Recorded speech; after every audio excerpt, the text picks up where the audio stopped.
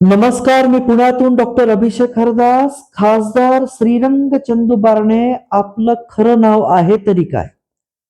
खासदार श्रीरंग चंदू बारणे आपलं वय आहे तरी काय?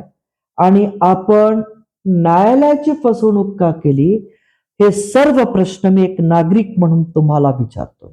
होय, मी याविषयी सविस्तर आपल्याला सांगतो. खासदार श्रीरंग चंदू बारणे यांनी सन 2019 मध्ये मावळ मतदारसंघातून निवडणुकीचा फॉर्म भरला. सदर निवडणुकीच्या फॉर्म मध्ये त्यांनी त्यांच्यावरती प्रलंबित असलेला निगडी पोलीस स्टेशन येथे गुन्हा दाखल झालेला व पिंपरी कोर्टात प्रलंबित असलेला न्यायालयाचा खटला लपवला होता. तसंच त्यांनी त्यांच्या शैक्षणिक अर्हतेविषयी खोटी माहिती निवडणूक प्रतिज्ञापत्रात दिली. त्यामुळे सन 2021 ला तळेगाव दाभाडे येथील ज्येष्ठ सामाजिक कार्यकर्ते अनिल भांगरे व मी वडगाव न्यायालय येथे केस दाखल करतो. सदर तक्रारीत पोलीस चौकशीनंतर न्यायालयाला तथ्य वाटतं आणि त्यावरती इश्यू प्रोसेसचे आदेश होतात आणि इश्यू प्रोसेसचे आदेश झाल्यानंतर सदर आदेशाला खासदार श्रीरंग चंदू बारणे हे वडगाव येथील सत्र न्यायालयात, अतिरिक्त सत्र न्यायालयात चॅलेंज करतात रिव्हिजन क्रमांक 22/2025 नुसार. सदर अर्जामध्ये ग्राउंड ए ला ते काय नमूद करतात की त्यांच्यावरती जो गुन्हा आहे हा 1 वर्षाच्या आतला होता आणि तो त्यांनी पब्लिक डिमांडमध्ये केला. मात्र आता मी तुमच्या समोर काही वास्तव घेऊन येतोय. हे वास्तव पाहिलं असता आपल्याला धक्का बसेल की एका खासदाराला त्याचं नाव बदलावं लागतं, त्याचं वय बदलावं लागतं आणि मग तो निर्दोष मुक्त होतो. आता मी आपल्या समोर पुरावा घेऊन येतो. आता आपण हा निकाल पाहतोय. हा निकाल आहे SSC 2537. या निकालाची तारीख आहे, निकालाची तारीख 29 सप्टेंबर 2023. या निकालामध्ये 4 आरोपी आपल्याला दिसतात. यातील चौथा क्रमांक आहे श्रीरंग अप्पा चंदू बारणे. याच्यात त्यांचं वय आहे 58 वर्ष. ऑक्युपेशन सोशल वर्कर आहेत ते, असं त्यांनी दाखवलंय. या निकालात जो पिंपरी कोर्टात जो निकाल दिलेला आहे त्याच्यामध्ये आपण दुसऱ्या क्रमांकाला इथे आपण पाहतोय की त्याच्यामध्ये आरोपीचं प्ली रेकॉर्ड करण्यात आली.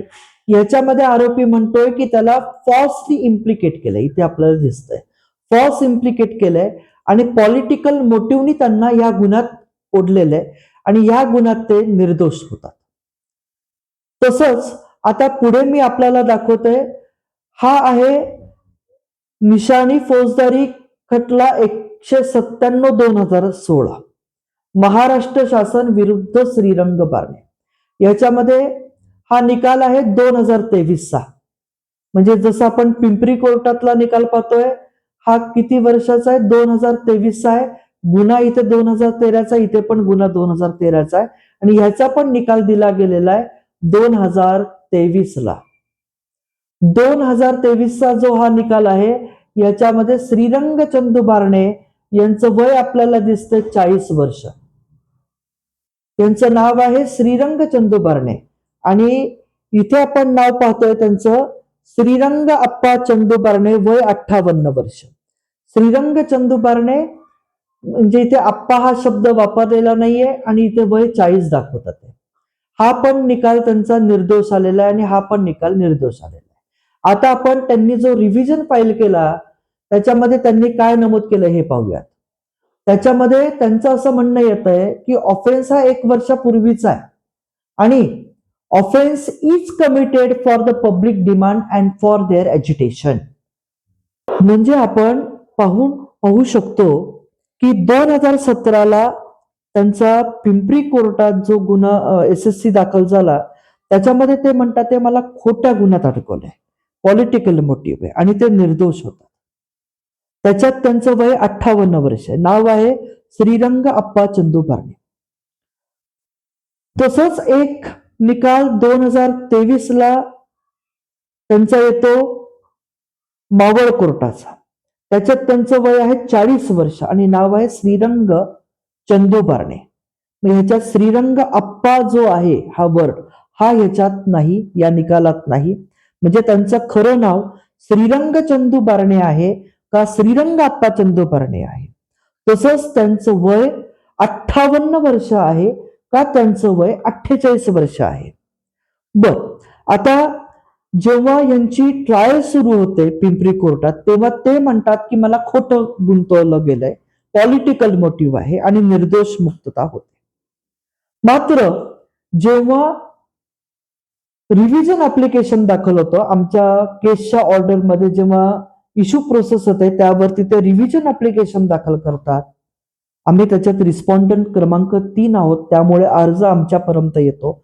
आम्ही जेव्हा वाचतो तेव्हा आम्हाला धक्का बसतो की आरोपी हा इतक्या सर्रास पद्धतीने न्यायालयाला फसवतोय आणि हे त्याचं कृत्य अत्यंत गंभीर स्वरूपाचं आहे की तो रिव्हिजन कोर्टाला असं सांगतोय, सत्र न्यायालय असं सांगतोय की तो गुन्हा 1 वर्षाचा होता. त्याच्यामध्ये त्यांनी जो गुन्हा केला, आरोपीने जो गुन्हा केलाय तो गुन्हा त्यांनी पब्लिक डिमांडने केला होता, त्याच्यात पब्लिक इंटरेस्ट होता. म्हणजे एका प्रकारे आरोपी हा सत्र न्यायालयामध्ये आमच्या केसमध्ये तो मान्य करतोय की त्यांनी 2017-13 गुन्हा केलाय. मात्र तो त्या केसमध्ये म्हणतोय की त्याला खोटं गुंतवलं. अहो खासदार साहेब, तुम्ही खोटं बोलाल पण ऑन डॉक्युमेंटरी तुम्ही अडकताय हो. म्हणजे तुम्ही सरळ सरळ न्यायालयाची फसवणूक करताय. एकाच घटनेबाबत तुम्ही तुमची 2-2, 3-3 मतं देताय. एक तर तुमचं नाव खरं श्रीरंग अप्पा चंदू बारणे आहे का श्रीरंग बारणे आहे, हा पहिला डिस्प्यूट आहे. कारण का पिंपरी कोर्टात तुमचं नाव तुम्ही श्रीरंग अप्पा चंदू बारणे लावता, मावळ कोर्टात तुमचं नाव तुम्ही श्रीरंग चंदू बारणे लावता. बर ठीक आहे, दोन्ही निकाल एकाच तारखेचे.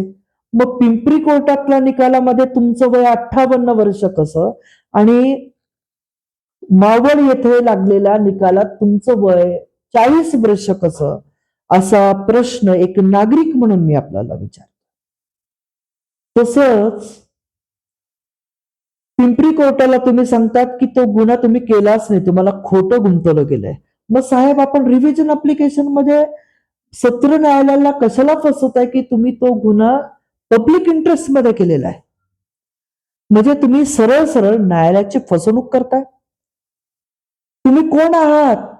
अहो तुम्ही खासदार आहात, तुम्ही कायदा मंडळात आहात, तुम्ही कायदे करण्याचं तुम्हाला तिथे आधिपत्य लोकांचं दिलेलं आहे आणि आपणच न्यायालयाची फसवणूक करताय.